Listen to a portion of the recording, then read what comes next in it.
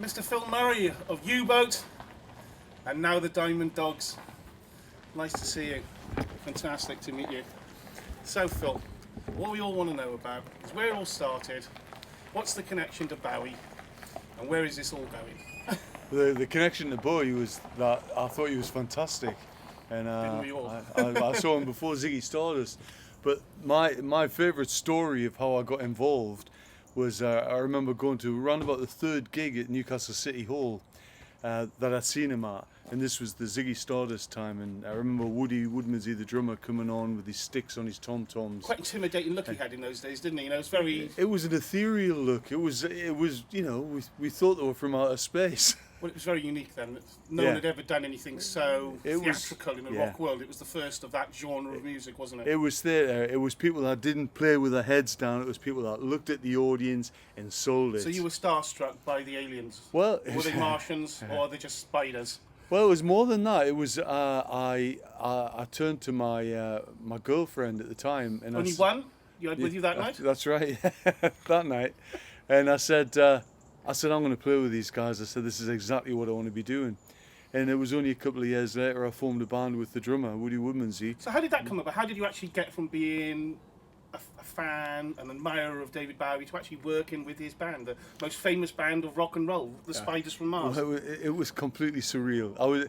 I was probably just winding up a 6-year apprenticeship in the Northeast clubs, and Dave Black was my guitarist, and he came in one day and he said, I've just had a call from Trevor Boulder.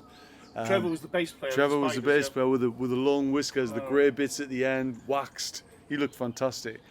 And of course, he was a fantastic musician as well, let's not forget that. All these guys knew how to play. And he said, yeah, Trevor, David also done an album quite apart from my band.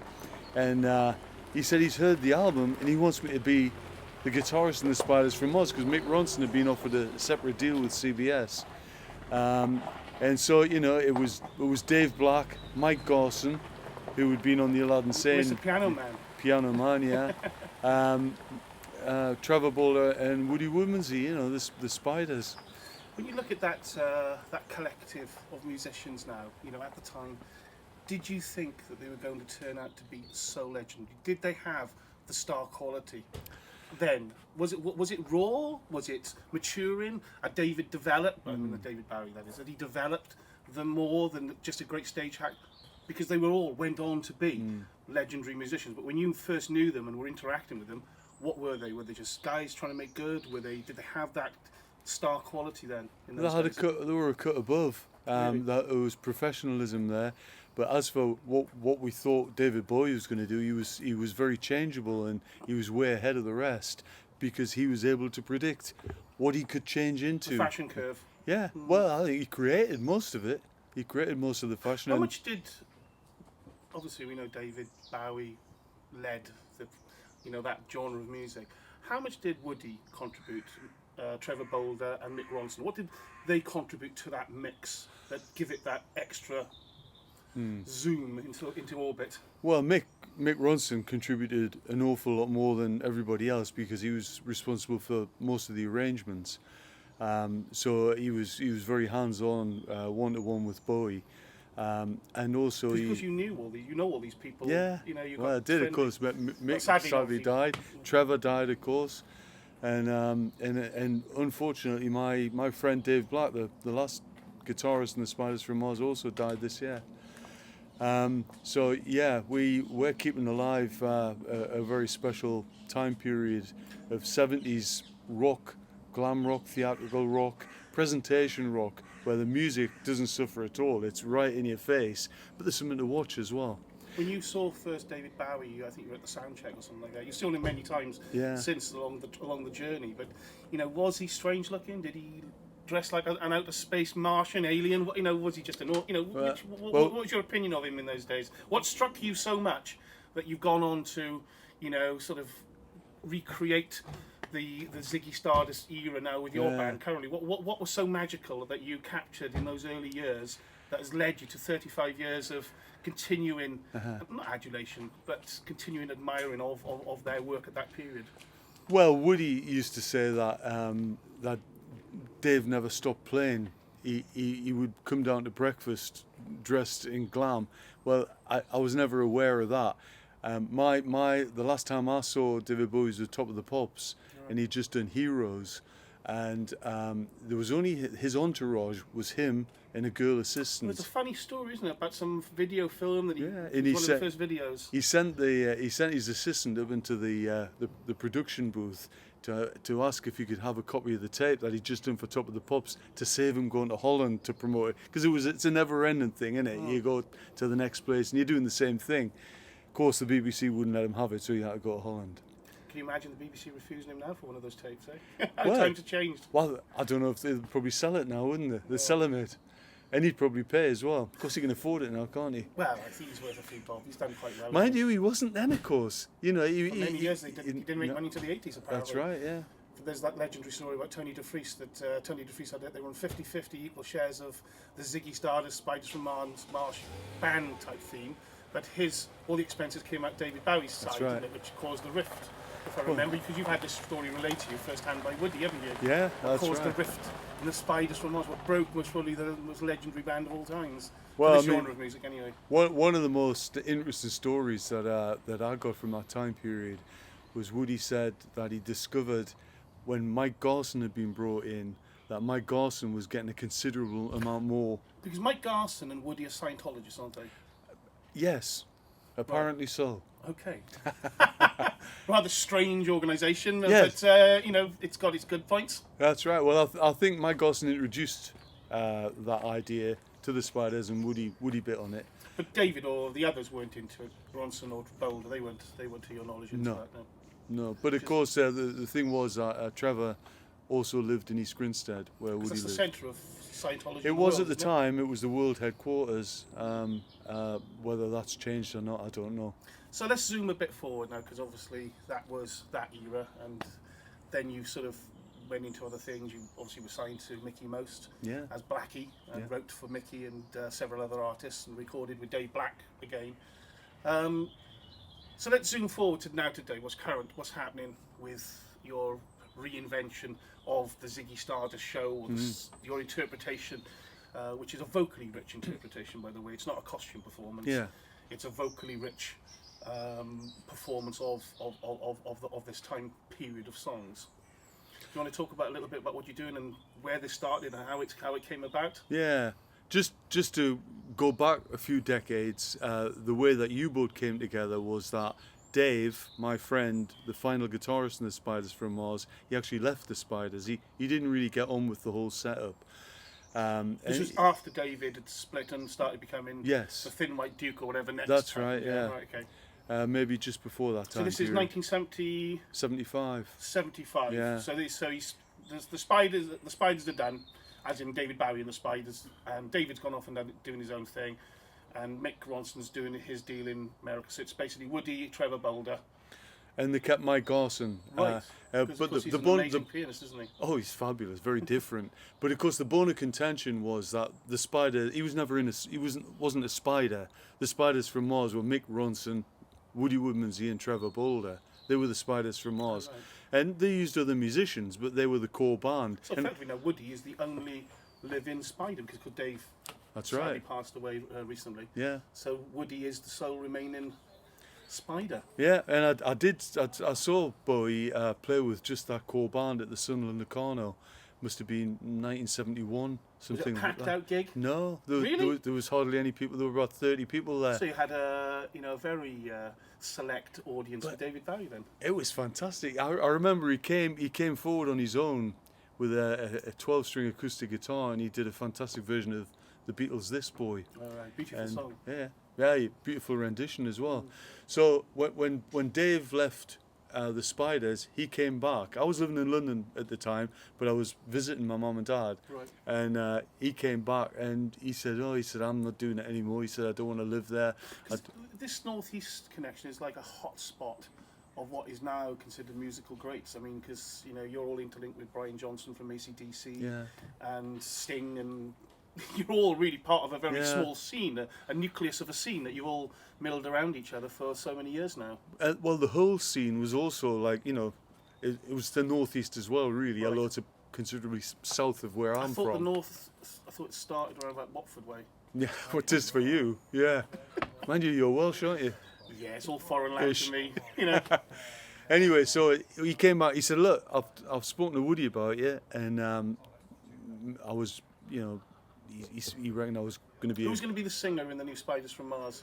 It was a guy called Pete MacDonald, who was. He went on to Well, he became the singer in Goldie, and Dave Black on with guitar. Dave Black. So Dave was writing the songs. That's right. And, right. Okay. And they had a hit with "Making Up Again" in So where does 1978. Brian Johnson fit in all to this? I mean, how did you meet him? How do you know him? Well, just from doing the same circuit, Right. and I also happened to sing on one of his singles. But he had a time period with a group called Geordie where they had quite a lot of hits. They had five chart entries. I think they had one maybe in the top 5, something like that. All Because of You, I think. But he was doing the same circuit as me. You know, there was a finite number of venues to play out there, and so we knew each other. Sometimes I remember singing once on the stage of Millvane Social Club on Westgate Road in Newcastle with him, and because there were a lot of jam sessions there where people Gigs have got a bit bigger recently, haven't they? they're huge now, aren't they? About 60,000 is a minimum audience, Yeah. isn't it? Otherwise they don't bother playing. Well, that band that he was in was called USA. Then it became Geordie. They had the hits, and then fizzled out, and then my manager. I kind of introduced my manager to the Northeast setup. Was he happy about that in the end? Well, he was, because he did very well out of it. Right, Yeah, Goldie, who were almost essentially my old band that I'd left to form U-Boat with Woody. It was all interconnected. So was U-Boat your band, the both of yours band, or Woody's band? Well, we wrote the songs between us. We didn't always write together, but I wrote half the album. He wrote Ooh La La though, didn't he? That He was his wrote song. Ooh La La, Right. yeah. And you did the guitar work on that, or the vocal work? Well, I mean, the arrangement. And, Who was the guitarist? a guy called Martin Smith, And he went on to ELO. ELO. So it's like a real hotbed of talent. It is, You know, yeah. It's, you're all now the grandee of the music scene, aren't Actually, you? before Martin was in U-Boat, he was in a band, a real big up-and-coming band that were doing very well in America called Charlie. And he left Charlie to join us. Probably regretted it afterwards, but because they did very well. So you did the Woody thing with U-Boat, very successful, multiple nights at the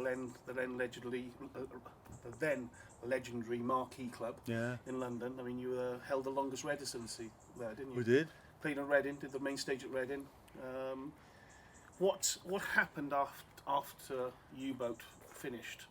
You went on to signed for Mickey Most, Well, or was it Bronze Records? Which came first? Well, we were still with Bronze. We did the Reading Festival in 1977, and things were just in a big tour with supporting Uriah Heep all around Europe. You got Trevor.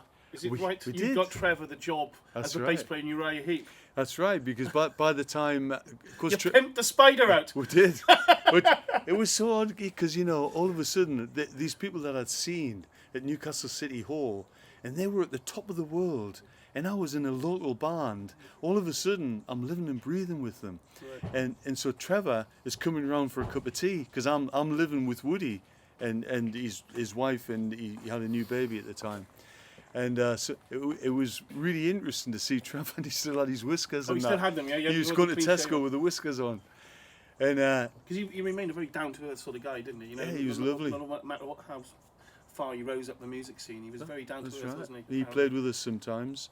And I mean, one of the most surreal moments I ever had was Mick Ronson, who was living in New York at the time. He came over and he came to see us. We had a night with him. And and he, loads of stories going backwards and forwards. I think he was just about to join Bob Dylan's Rolling Thunder Review or something like that.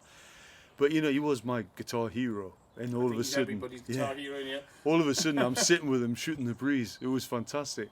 And the next night, we were playing one of the many marquee gigs, and we let's turn that off. How unprofessional. Yeah. And It's the dog So- and duck one book, yeah. that's right, yeah. So we were talking away. We had it arranged that Trevor was coming to play with us so he was going to stand in for the night. And I actually asked Mick, I said, look, you're going to be in London, will you come? He says, of course I will. And unfortunately it didn't come off, but nevertheless the plan was there. Woody on drums, Trevor on bass, Mick Ronson on guitar, and me singing. And that was going to be quite something, because we had a big following at the time as well. But put Mick Ronson into the mix as well. Else takes it into a different orbit, doesn't it? Yeah. So yeah, they were nice times. But I went on. It started falling apart after the Reading Festival. We went back to France and we did some dates there, and we were in the studio doing the next album. Of course, the first album was called U1, and the second one was going to be called U2. What a great name. Yeah, isn't it? Yeah, it would have done well. So it fell through, and I left with Martin and the manager, and my manager Brian Leahy, who also sadly died this year. He signed me to a company called Private Stock Records, who had Blondie and David. Did you ever meet Blondie? No, I didn't. They had a few up and coming acts, and I did some records with them, but Brian was already signing me independently to Mickey Most. Just go back a bit here, because I was reading a recent article in the Enfield Gazette for tonight's gig that I'm here with you at, and they rather mistakenly said that you were the support act for Gary Newman, the Clash, and the Damned. Do you want to? Who supported who? Well, U-Boat were very big at the time, and I'm afraid it was those bands that supported us. You had the Clash, Joe Strummer support you. Yeah, we did. And Gary Newman. Yes. Wow. And the Damned. A lot of bands. The most famous story was we were headlining a festival called the Burstow Rock Festival. Anybody that lives in that area knows Burstow is very close to Gatwick Airport, and all the lights, everything was in place. Until somebody actually commented on the fact that it was very close to Gatwick Airport and there could be problems with interference in that. But before the festival was pulled, we got a call from Malcolm McLaren to say, by the way, the Sex Pistols are playing that festival. We'll be there. And of course we loved the idea, because they were running riot at the time. Okay. Wow. Led Zeppelin support band there. Yeah. Wow, can you imagine? You never met any of those on your tours, did you? I didn't know, no. So, take us up to what you're doing with the Diamond Dogs. What's this glam revival all about? Well, the Diamond Dogs was your inspiration, of course, and you brought it to my attention that it was something that was... Well, I think at the time we were both... I auditioned for you as a drummer for a 50s, 60s covers band. That's right. Which was like a working band. And I think we got talking, and I couldn't believe I've been playing in lots of bands myself. Maybe not as higher up the food chain as you have, but nonetheless a lot of working bands. And I just could not believe the vocally rich sound that was coming from over your part of the rehearsal studio. No. I couldn't believe I was listening to a theatre land voice in a rehearsal studio in Poole in Dorset. I was just, you're up there with those type of artists. And I think I said to you, what are you doing this music with your history with Bowie and all these people? Why aren't you doing basically Ziggy Stardust? Well, I didn't take much persuading, of course. But the difference was that I'd predominantly just sung with other bands, and then all of a sudden I was the guitar player as well. By the way, do you remember I actually didn't know any of the names of any of the Spiders? That's right. I was completely blank. Yeah. I mean, I knew the image of the band, but I didn't actually know who Trevor Boulder was, who Mick Ronson was. Funnily enough, I actually thought Mick Ronson was Elton John's guitarist, because they got blonde hair. Davy Johnson was I think that he was called, wasn't he? I don't know, I thought it was Paul McCartney's band, because he's got blonde hair. I didn't realise actually Mick Ronson was Mick Ronson. I didn't actually know anything about Bowie at an in-depth level like you do at all. But it was an interesting, and obviously your version and the way you actually put over the Bowie songs, to me was interesting, because you don't copy Bowie.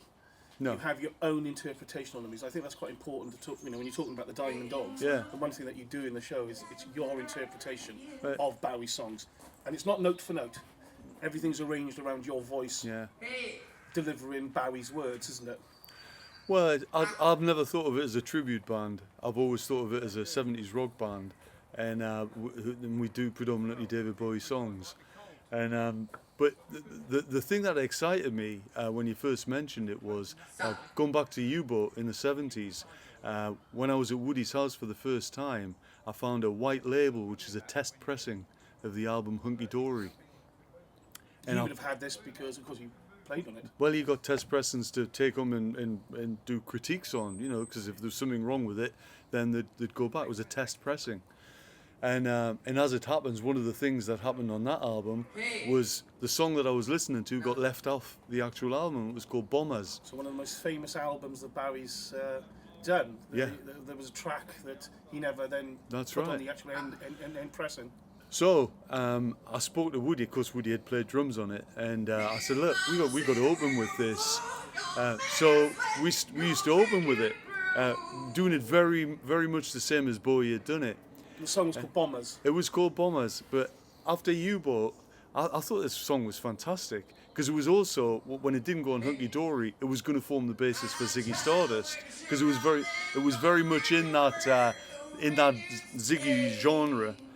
And it didn't. He had a whole load of other songs that were, you know. So you used to open with Bombers. We did. And you used to close with Suffragette City, I believe, wasn't it? Yeah, we did. And we used to do an encore, which Bo used to do, an old rock and roll song called Around and Around. So about 2 years later, I did another studio version of this song Bombers, but I called it All Clear, and it was I thought it was a fantastic, very definitive version of it. Nothing happened with it, and all these years later, with the help of your friend Leandro, we did the first Phil Murray's U-Boat single, which is Bombers. Right, gotcha. And so that came out last year, didn't it? And sort of helped Phil Murray's U-Boat push the Diamond Dogs, and it's gone on from there. So, what are you going to be doing with the Diamond Dogs tonight and in the immediate future? What's your plans?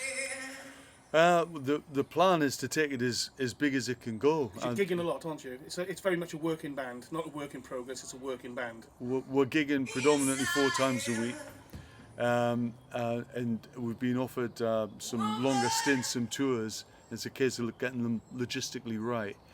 Of course, a lot of festivals are using our type of band these days. I think the genre is at a crucial time. Because you're not exactly a stand and play band, are you? This is a rock show. No, it's a full-on, full-blooded. You're having it. Yeah. It's a proper rock and roll gig, isn't it? I don't teeter around in platform shoes. No, I did read the article. It was quite funny seeing you thinking of you teetering around, like, you know? But funnily enough, as you'll see later on, the boots that I wear are actually my original U-Boat boots. Gotcha. And the history of them was that in 1976, we had them handmade by a guy called Delise in London, and they cost £168 a pair. So they're handmade. They're a little bit tighter now than they were back then, but I'll be wearing them tonight. Excellent. So, to encapsulate Diamond Dogs gig, what do people get? What do you deliver? They get great songs, they get great presentation, they get excitement. And they get the story of Bowie glam. They do, and it's a really nice night out, and it's exciting. Mr. Phil Murray, thank you very much, sir. Thank you. Right, one more time, yeah? You are taking the piss. I am, yeah. Thank you.